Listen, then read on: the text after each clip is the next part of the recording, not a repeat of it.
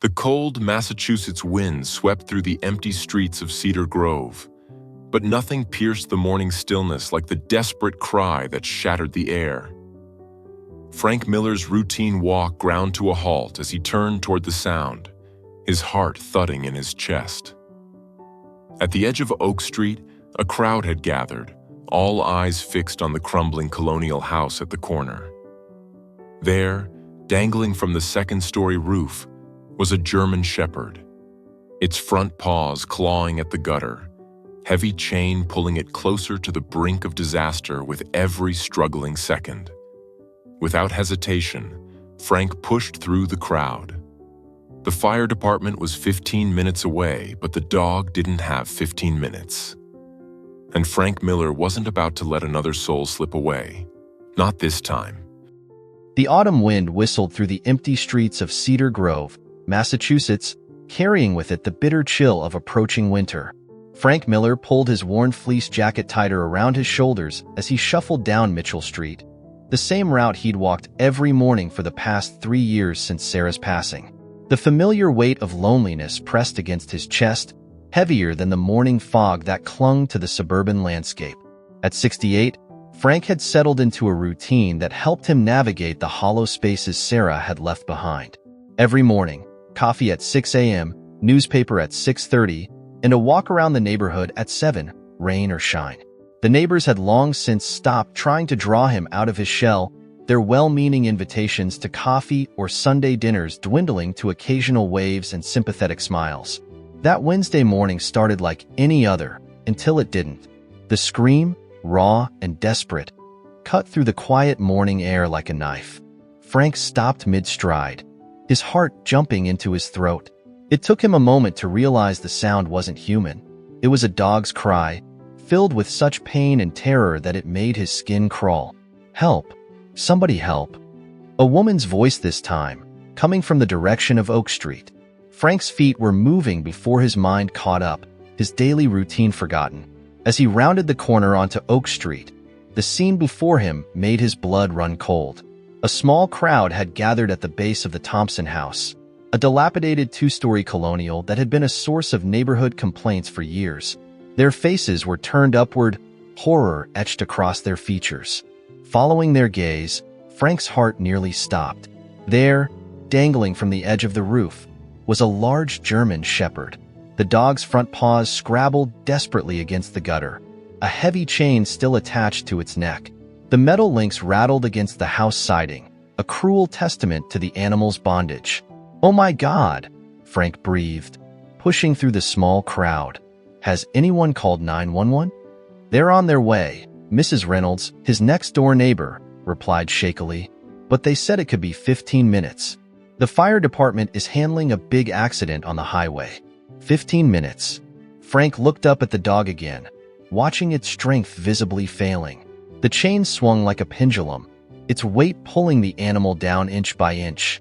The dog let out another heart-wrenching cry, its back legs kicking uselessly in the air. It wouldn't last 15 minutes. "Where's Thompson?" Frank demanded, his voice harder than anyone had heard it in years. "Probably passed out drunk inside," someone in the crowd muttered. "Been hearing that poor dog crying all night?" Frank's jaw clenched. Everyone knew about James Thompson's drinking, just as they knew about the string of neglected pets that had passed through his house over the years.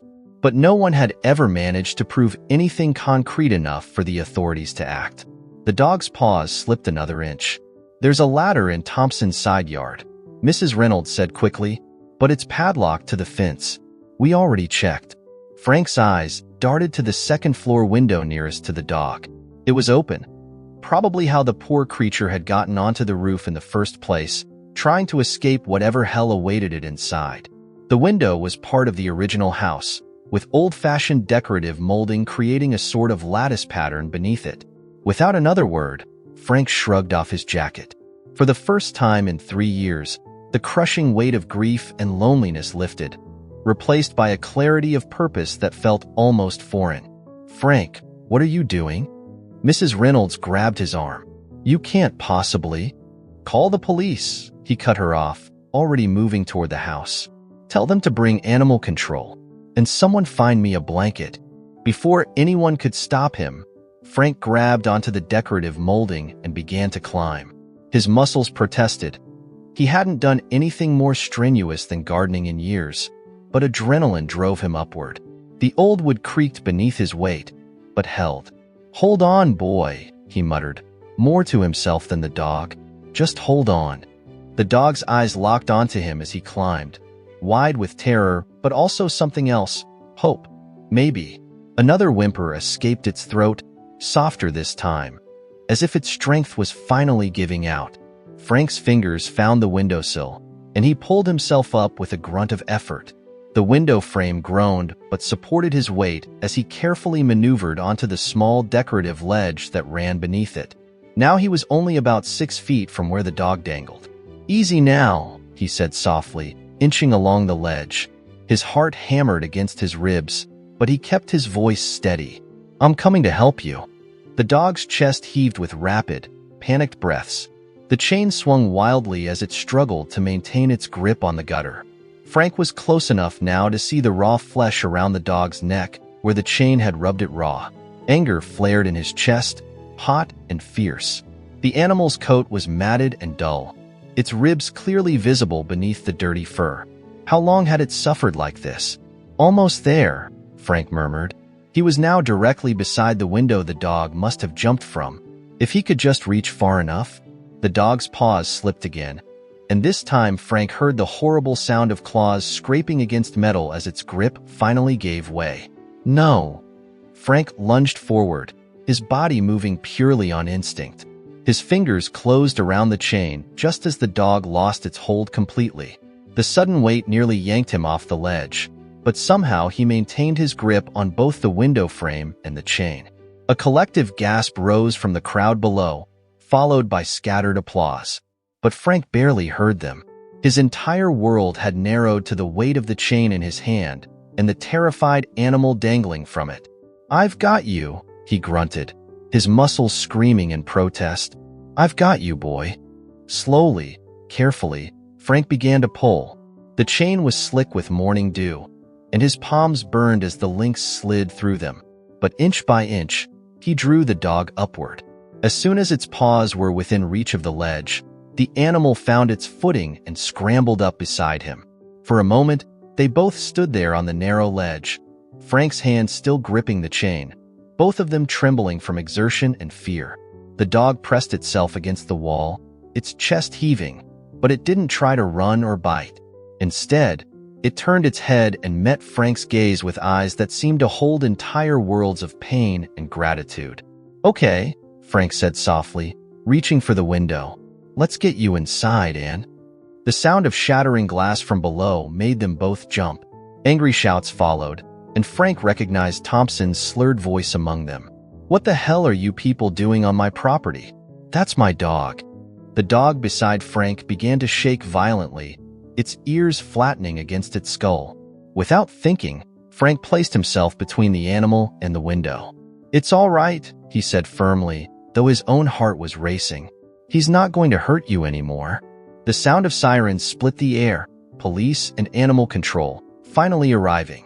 Frank could hear Thompson's belligerent voice rising in volume, followed by the authoritative tones of law enforcement. "Sir, we've received multiple reports of animal abuse. That's my property.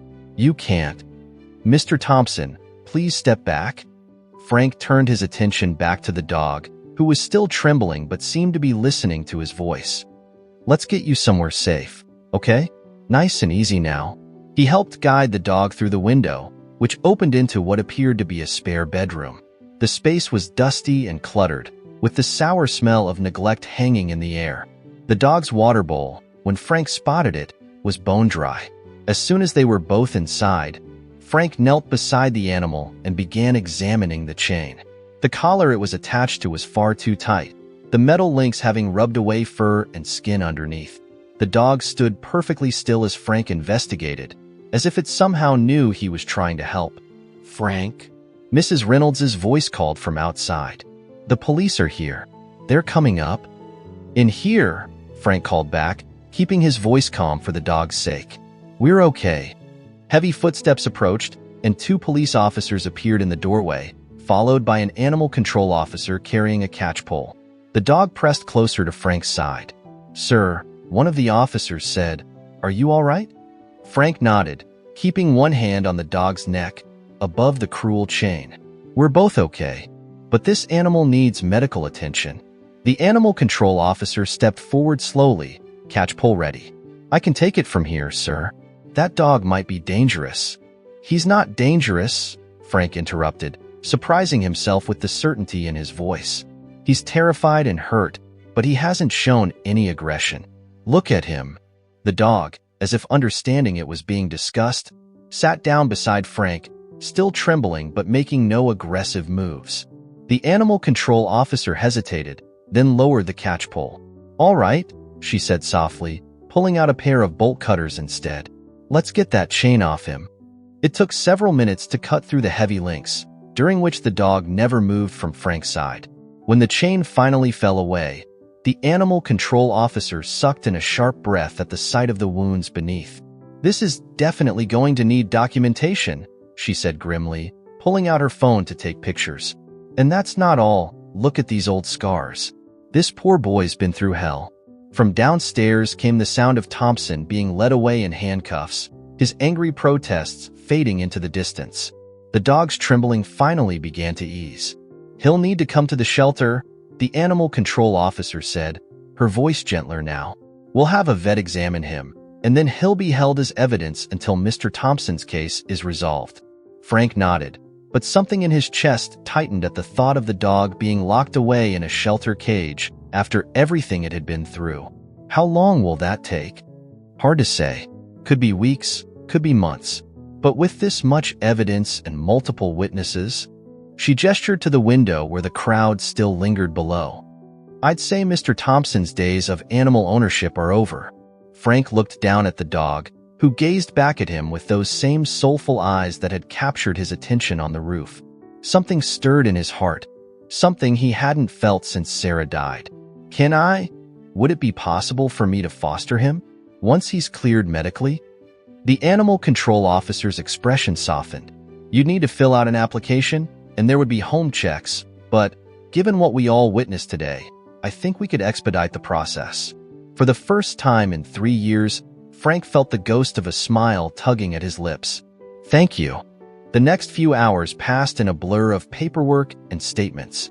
The dog, whom the shelter staff temporarily named Duke, was indeed cleared for foster care after his initial veterinary examination revealed no immediate life-threatening conditions, though his injuries would require ongoing treatment. 3 days later, Frank found himself driving home from the shelter with Duke in the back seat. The dog's neck was bandaged, and he was still underweight, but his eyes were brighter. When they pulled into Frank's driveway, Duke's tail gave a tentative wag. "Welcome home, boy," Frank said softly, opening the car door. Duke stepped out cautiously, his nose working overtime as he took in the new surroundings. Frank had spent the past 3 days preparing for this moment, buying supplies, dog-proofing the house, even setting up a comfortable bed in the living room, though he suspected Duke might prefer to stay close to him at first. As they walked up the front path, Mrs. Reynolds emerged from her house next door, carrying a wrapped package. "Welcome to the neighborhood, Duke," she called softly, approaching slowly so as not to startle the dog. "I baked some homemade dog treats, all natural ingredients. And there's a casserole for you too, Frank." Frank felt his throat tighten with unexpected emotion. "Thank you, Helen. We're all so proud of what you did," she continued, setting the package on Frank's porch steps. "It's been too long since we've seen that spark in you." Frank didn't know how to respond to that, but Duke saved him from having to try. The dog had caught the scent of the treats and was tentatively wagging his tail at Mrs. Reynolds. "Smart boy," she laughed. "You know who your friends are." That first night was rough. Duke was restless, pacing the house and startling at every unfamiliar sound. Frank ended up sleeping on the couch, wanting to be nearby if the dog needed reassurance. Sometime in the early hours of the morning, he felt a warm weight settle against his legs. Opening his eyes, he found Duke had finally laid down, his head resting on Frank's knee. "Good boy," Frank whispered, and Duke's tail thumped softly against the floor. The days that followed fell into a new routine. Morning walks became adventures of discovery as Duke slowly gained confidence, his natural curiosity emerging from beneath the layers of fear. Frank found himself talking more to Duke, to neighbors who stopped to admire the dog's progress, to the other regulars at the dog park they started visiting. Duke's physical wounds healed faster than his emotional ones. He still startled at loud noises and cowered when strange men approached too quickly, but day by day, his trust grew. He learned that food would always be available, that the door would always be open when he needed out, that no one would hurt him for barking or playing or simply existing. Frank's transformation was equally profound, though he didn't realize it at first. It wasn't until Mrs. Reynolds mentioned it over coffee one morning that he understood how much had changed. "You're smiling again," she said simply. "Sarah would be so happy to see it." Frank looked down at Duke, who was sprawled at his feet in the sun. "She always wanted a dog, you know. I was the one who kept putting it off. Too much responsibility," I said. "Too much change." He shook his head. "I wish I'd listened to her." "Maybe she sent him to you," Mrs. Reynolds suggested gently, "when you were ready."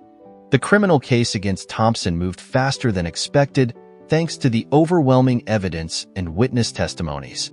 When the day of the hearing arrived, Frank sat in the courtroom, his heart pounding as he waited to learn Duke's fate. Thompson was found guilty on multiple counts of animal cruelty. His sentence included jail time, fines, and a lifetime ban on animal ownership. When the judge officially terminated his rights to Duke, Frank felt tears prick at his corners of his eyes. That evening, he and Duke celebrated with a long walk through the park, followed by a special dinner, steak for both of them. As they sat on the back porch watching the sunset, Frank realized something profound. In trying to save Duke, he had saved himself. Weeks turned into months, and Duke's foster status officially changed to adopted. The neighborhood embraced them both as local celebrities of sorts. Children would often stop by to pet Duke and hear the story of his rescue, while their parents used it as a teaching moment about courage, compassion, and standing up for those who couldn't stand up for themselves. Duke proved to be more than just a companion. He was a bridge between Frank and the world he'd withdrawn from after Sarah's death. Through Duke's growing confidence, Frank found his own. They became regular volunteers at the local animal shelter, where Duke's gentle nature helped other traumatized dogs learn to trust again. 1 year to the day after the rescue, Frank woke to find Duke sitting by the bed, tail wagging, with his leash in his mouth. "All right, boy," Frank laughed, climbing out of bed with joints that didn't ache quite as much these days. "Let's go for our walk." As they stepped outside into the crisp morning air, Frank noticed a small gathering of neighbors on his front lawn. Mrs. Reynolds stood at the front, holding a cake decorated with dog treats. "Happy Gotcha Day," the group called out, and Duke's tail wagged harder. Frank felt his throat tighten with emotion as he looked at the faces around him, faces that had become friends rather than just neighbors over the past year. Duke pressed against his leg, solid and warm, a constant reminder that sometimes the best things in life come from the most unexpected moments. "Speech," someone called out, and others joined in. Frank cleared his throat, one hand resting on Duke's head. "I thought I was saving him that day," he said quietly. "But the truth is, he saved me too." Sometimes it takes nearly losing something to realize what you've been missing. Duke taught me that it's never too late for a second chance. The crowd applauded, and someone brought out coffee and pastries. The impromptu celebration turned into a neighborhood gathering, with Duke accepting pets and treats from everyone with gentle dignity. It was a far cry from the terrified animal who had dangled from that rooftop a year ago. As winter approached, Frank noticed Duke becoming increasingly protective, especially during their evening walks. The dog would often pause, nose working overtime, particularly when they passed the now-vacant Thompson house. Frank attributed it to lingering trauma until the day Duke's behavior led to another unexpected rescue. It was a bitterly cold November evening when Duke suddenly pulled Frank toward a snow-covered bush near their usual walking path. At first, Frank tried to redirect him, but Duke's insistence was unusual enough to make him pause. Following the dog's lead, Frank discovered a small calico cat huddled beneath the bush, nearly frozen and barely breathing. Without hesitation, Frank scooped up the tiny creature, wrapping it in his scarf. Duke stayed close as they hurried home, his concern evident in every movement. The local vet, Dr. Martinez, had given Frank her emergency number months ago, and she answered on the first ring. "Bring her in," she said after hearing the situation. "I'll meet you at the clinic." The cat, whom Dr. Martinez later named Hope, survived thanks to Duke's keen nose and Frank's quick action. When no owner came forward to claim her, Frank found himself facing an unexpected decision. Duke made it easier by practically adopting Hope himself, letting the small cat curl up against his warm body during her recovery. "Looks like our family is growing," Frank told Duke that night, watching as Hope kneaded her paws against Duke's side, purring loudly. Duke's response was a contented sigh and a gentle nuzzle to the cat's head. The incident sparked something new in Frank. Working with the local shelter, he and Duke began participating in search and rescue operations for lost pets. Duke's sensitivity to animals in distress, combined with his gentle nature, made him an ideal partner for these missions. Frank's house, once so quiet and empty, began filling with temporary foster animals, each one carefully chosen to match Duke's temperament. One particularly memorable case involved a senior German shepherd named Max, found wandering near the highway. The old dog was terrified of men, much like Duke had been, but something about Duke's presence seemed to calm him. Frank watched in amazement as Duke essentially taught Max how to be a dog again, how to play, how to trust, how to enjoy life. "They understand each other," Mrs. Reynolds observed one day, watching the two dogs sharing the sunshine in Frank's backyard. "They've both been through the worst and came out stronger." Max's story had a happy ending when he was adopted by a retired couple who had followed his progress through the shelter's social media updates. The day Max left for his new home, Frank felt the familiar ache of letting go, but Duke's presence beside him was a reminder that every ending could lead to a new beginning. As Duke's second year with Frank approached, they received an unexpected invitation.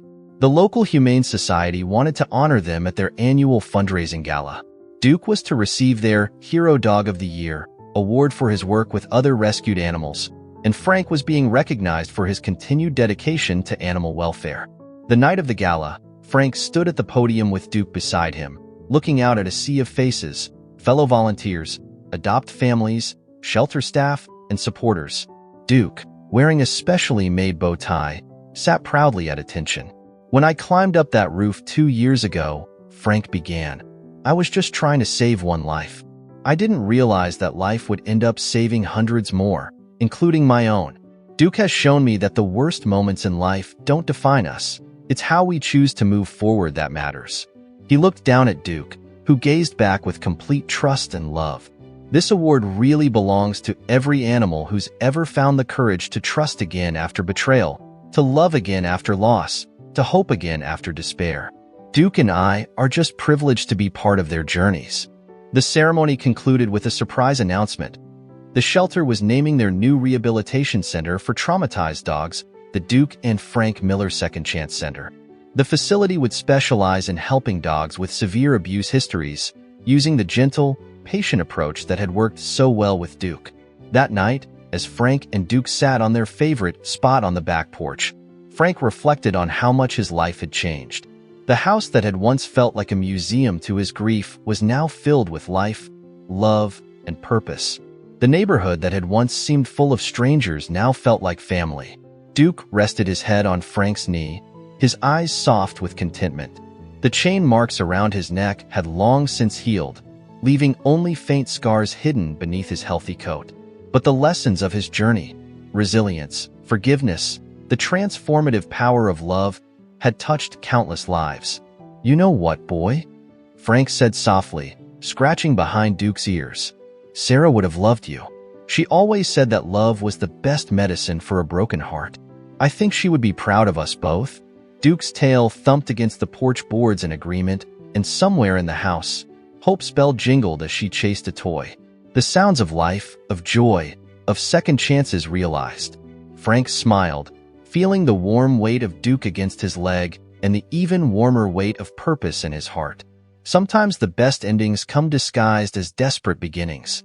Sometimes salvation comes with 4 paws and a heart big enough to teach the world about unconditional love. And sometimes, when you reach out to save another life, you end up saving your own in ways you never imagined possible.